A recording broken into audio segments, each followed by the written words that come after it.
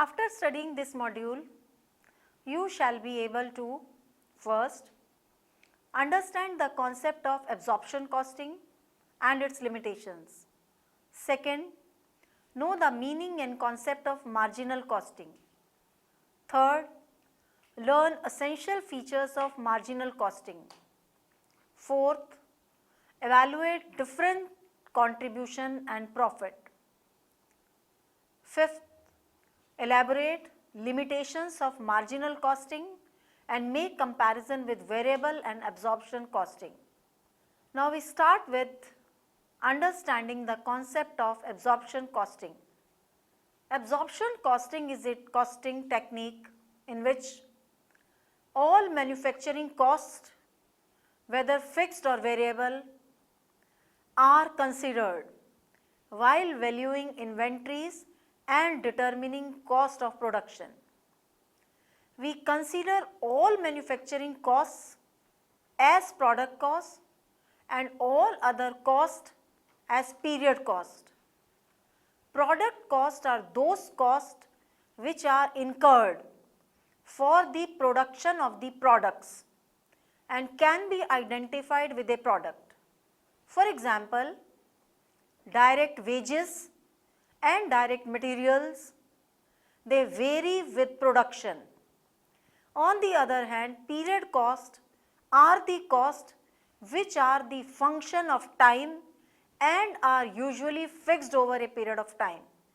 For example, annual insurance or rent. Absorption costing is also known as full costing, and this is one of the traditional methods for determining value of inventory and cost of production. As the name suggests, this is a technique in which we absorb the fixed manufacturing cost for the number of units produced. Absorption of fixed cost is done by an absorption rate, which is obtained by dividing the fixed cost by budgeted number of units. In this technique, there can be over and under absorption of fixed manufacturing cost, as absorption is done through a fixed per unit rate for a number of units produced. If the number of units produced is less than the budgeted units, we shall have under absorption of fixed manufacturing cost and vice versa. This over or under absorbed cost is adjusted while preparing the income statement. If it is over absorption, number of units produced more than budgeted, then we shall deduct the over absorbed amount from the cost of production and vice versa. Now we start discussing the advantages of absorption costing. The very first advantage is it is consistent with the matching concept, in which manufacturing cost of sales are matched with the sales revenue. This is why financial reporting standard requires absorption costing. The second advantage is it facilitates cost plus pricing strategy. In the long run, for survival and profitability, prices must cover fixed cost. The third advantage is it avoids separation of cost into fixed and variable, which cannot be easily and accurately done. The fourth advantage of absorption costing is the presentation of over and under absorption of factory overheads discloses inefficient or efficient utilization of production resources, which is not possible in variable costing. The fifth advantage of absorption costing is it provides awareness to the managers about the overheads for different departments through the allocation and apportionment of fixed manufacturing overheads. Now looking at the other side of the side, we shall now discuss the limitations of the absorption costing. The very first limitation of absorption costing is that absorption of manufacturing fixed overhead to product units by means of overhead absorption rate can sometimes be arbitrary. The second limitation is reported profits can be manipulated by adjusting inventory level in the short run. For example, reported profits can be boosted by inventory piling at the year end. The third limitation of the absorption costing is fixed manufacturing cost is sometimes seen as period cost, as it does not bring any future benefit, so it should not be considered as product cost. The last limitation of absorption costing is absorption of cost is not helpful to managers in taking decision making, as it does not always provide relevant information for decision making. Now we are going to understand the concept of marginal costing. Marginal costing is a costing technique in which only variable manufacturing costs are considered. While valuing inventories and determining cost of goods sold, we consider only variable manufacturing cost as product cost and all other costs as period cost. For the purpose of marginal costing, we can define product cost as direct material, direct labor and variable manufacturing expenses. We do not consider fixed manufacturing expenses while determining value of inventory or cost of production. Fixed manufacturing expenses, like any other period expenses, are written off from the profit and loss account in the period they are incurred. Marginal costing is also known as variable costing or direct costing. However, the use of the term variable costing is more appropriate. The term direct costing refers to those costs which can be identified and traced directly to the units of output, whether they are fixed or variable. For example, if there is production facility which produces only one kind of product, then all the costs incurred, whether fixed or variable, can be identified to that particular product. So the term variable costing is more suitable because it emphasizes on cost variability and requires that there should be a distinction between fixed and variable cost. The term marginal costing is also used interchangeably with the term variable costing. In fact, the term marginal cost means the increase in the total cost when one more unit of output is produced, which is different from variable cost in the sense that marginal costing also takes into account the increase in total cost, whether it is variable or fixed, while variable costing takes into account only the variable portion of total cost. But in short run, there is usually no difference between marginal cost and variable cost, as in short period fixed cost remains constant. Variable or marginal costing is not a distinct method of cost determination as job or process or any other method of costing. It is just a technique where cost of goods manufactured is composed of variable production cost.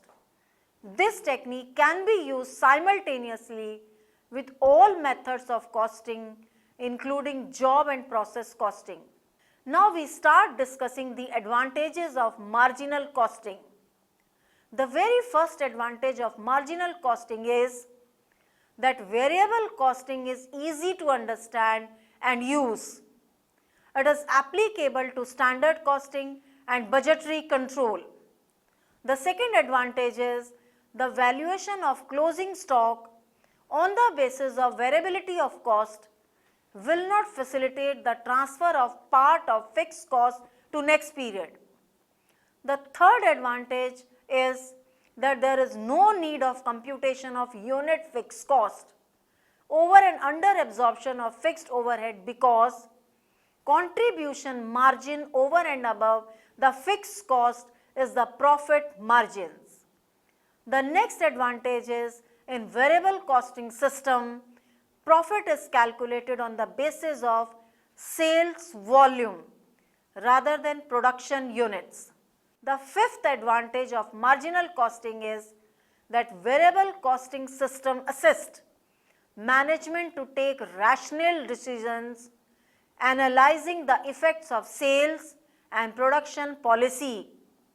The next advantage of marginal costing is that it concentrates the management on controlling the controllable cost, that is direct cost, and avoids the tension of allocating the fixed cost without taking any basis. The last advantage is that variable costing assists the management for taking rational decisions regarding profit planning and cost control. But as usual, along with advantages, we have certain disadvantages also. So now we discuss the disadvantage of marginal costing. The first is that there is difficulty in segregating overhead cost into fixed and variable cost, as sometimes segregation of fixed and variable cost may sometimes be erroneous. In comparison to absorption costing, this is an additional qualification needed. Second, it is not justifiable to exclude fixed manufacturing overhead from inventories, as the expenditure incurred is for the production of all units. It is necessary to absorb it for inventories as well. The third limitation is wide fluctuation in profits due to seasonal demand. As marginal costing rewards sales, profit for the periods in which sale volume are high can be misleading. Inventories from last period will be sold in the current high demand period, which do not account for fixed cost. The next limitation is variable costing is not useful for long-term planning and decision making. To survive in the market, it is equally important to recover fixed cost, as in the long term, fixed costs also become variable. Absorption costing technique fully acknowledges this fact.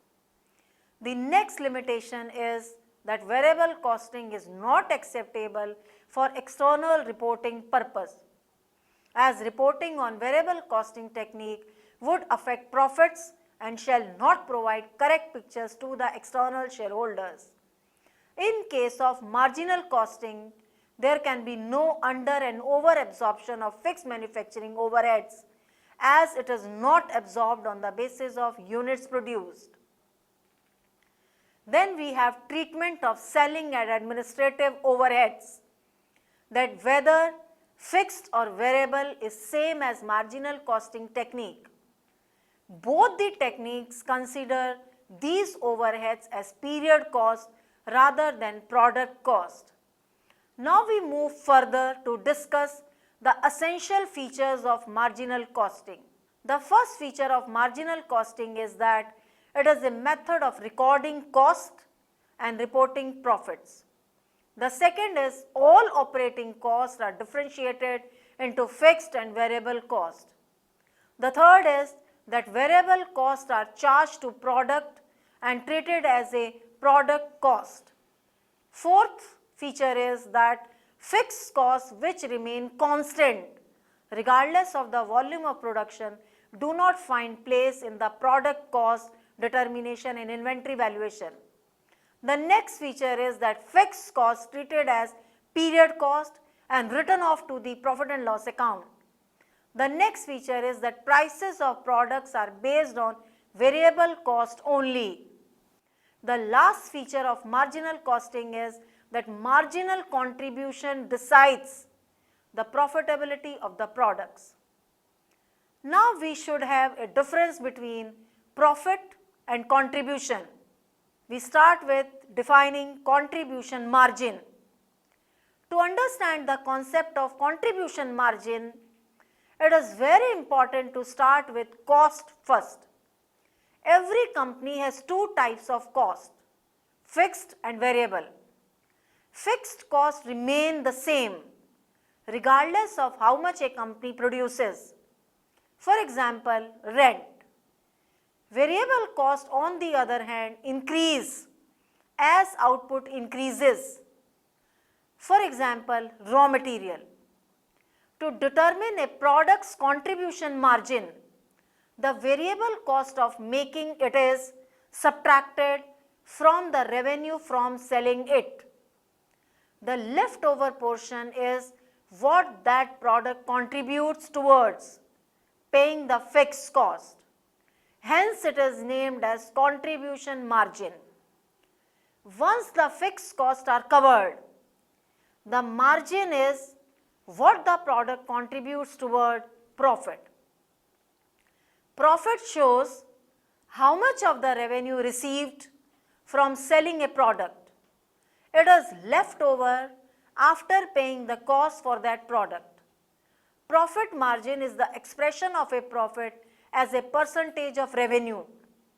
In general terms, the contribution margin tends to yield a higher percentage than the profit margin, since the contribution margin includes fewer costs. This can lead to an erroneous assumption that a company's profitability has escalated when the business has switched from the profit margin method to the contribution margin method, thereby shifting all fixed costs into a separate classification in the income statement. In fact, total company profits would be same no matter which method is used.